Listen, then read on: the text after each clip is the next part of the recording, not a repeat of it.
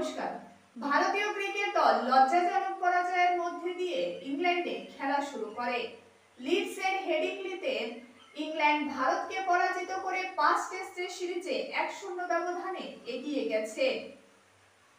Ben স্টোকসের দল ম্যাচের শেষ দিনে 5 উইকেট হারিয়ে 371 রানের লক্ষ্য অর্জন করে।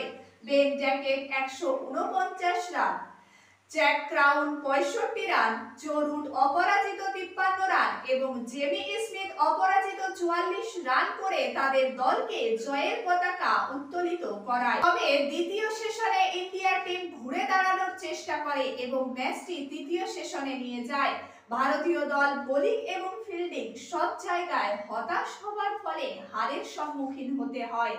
কিন্তু সবথেকে আশ্চর্যের বিষয় হলো 148 বছরের টেস্টের ইতিহাসে যা কখনো ঘটেনি তা 2025 সালের টেস্ট ম্যাচে ইন্ডিয়ার টিম করে দেখিয়েছে।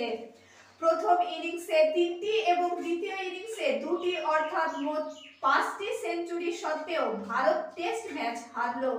এটি প্রথমবার যে কোনো ম্যাচে ভারত 5টি ব্যক্তিগত সেঞ্চুরি এনেছে। এর আগে অস্ট্রেলিয়ান দল 1928 থেকে 29 সালে 4টি সেঞ্চুরি করার পরও টেস্ট ম্যাচে হেরেছিল। সেই ঘটনারই যেন পুনরাবৃত্তি হলো ভারত ইংল্যান্ড ম্যাচে।